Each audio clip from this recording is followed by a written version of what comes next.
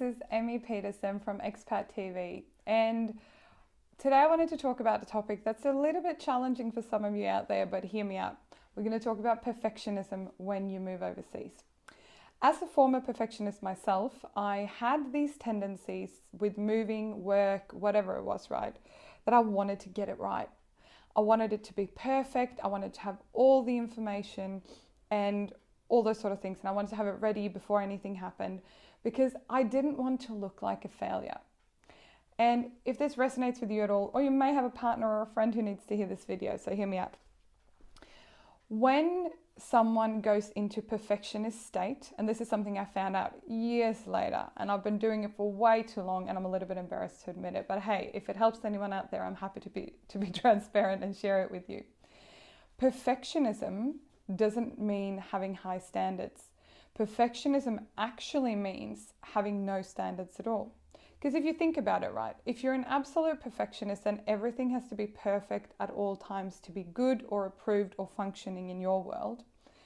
You're actually putting the standards so high that you couldn't possibly ever reach them. And even if you could, people around you, like your family, your partner, your friends, your workmates, probably couldn't. If you're a person who runs a bit of a perfectionist strategy in your life, you'd probably not be surprised to hear that it comes from a deep need of control. And this was definitely me up until a few years ago, until I realized that perfectionist behavior doesn't serve life in general, nor does it serve relocation. Anyone who's listened to my previous videos would have heard me go on and on about the fact that it's better to do something at 80% than nothing at 100%. And that is very, very true when it comes to moving overseas as well.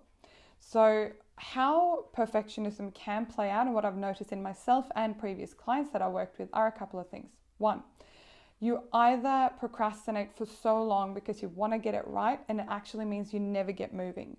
It means that big move that you dreamt to do to that other country to get that really cool job and cultural experience will never happen because the standard you've set for yourself as a perfectionist is so high that you couldn't possibly ever reach it, which means you're staying put, you're still in control, possibly a bit unhappy, but you're staying where you are. The other thing, the perfectionist who does get moving, but there are so many rules around how the move happens that it can be really hard to start enjoying it. Think about it, right? If you are an absolute perfectionist with the longest checklist ever and you have a very rigorous way of going about that, the move probably won't be that enjoyable for you. You'll feel in control, yes, but there won't be any spontaneity and there will be very little fun to be had when you think about it in that way.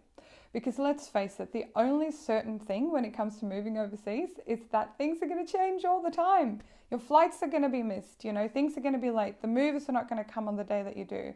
And if you apply a perfectionist behavior for yourself, it's going to be really, really challenging. Now, I know that you're saying now, well, Emmy, I hold really high standards. Well, I'm a bit of a perfectionist. I might be a bit of a control freak. What I'm here to tell you, and I used to do this myself, it won't serve your move. It really won't serve your move. And the third key thing to remember, which is the biggest pattern I've seen, is how it impacts the people around you. Having a perfectionist or controlling tendency will do a few things to people around you. You'll end up doing everything yourself because no one could ever live up to your standards. So even if your hubby or your wife or your children or your friends want to help you with your move, they couldn't possibly because they can't do it to the standard that you want. I remember moving house once from Sweden to the UK with my then partner, and I basically just kicked him out and did all the stuff myself, which left me feeling really tired, really bitter, and he was really mad at me because I wasn't particularly nice to be around. And it is stressful to move, and yes, you've got to be organized, but I'm trusting that you're mature enough to understand what I mean when I say there's a very big difference between having some basic organizational skills and trying to control every element of your move. And the thing is, if you're able to realize that what you're doing is the perfectionist or control pattern, there are many, many ways to get out of it because awareness is 95%. The other 5% is to take action to change your behavior, to make the move happier for you, to make the move happen in the first place, and to make the people around you happy as well. So if this has resonated with you, I had this explained to me about 3 years ago, and it probably took me a good while before I really settled in and understood the gravity of what I'd done. how poorly I treated my ex without even knowing why I was that upset with him. And then how upset and how much energy I wasted in that move on being upset because he didn't help me, but I wouldn't let him because he wouldn't do it right, which the perfectionist wants. So I want to leave you with those thoughts. Your mind might be scrambling a little bit. Go back and watch this video again. And you know what? It's totally fine not to get it right. None of us are perfect. We're constantly growing. We're constantly changing. And the coolest thing with a move is that it gives you a very unique mirror to look back at yourself and realize the things you've been doing for a long time and the things you may not want to continue doing again. I really trust that this honest conversation is something that you welcome. And if you want to chat about this, if this resonated with you, send me an email. My email address is emmy@thebridgecoaching.com.au. I'd really love to hear from you. And until we meet again, happy travels.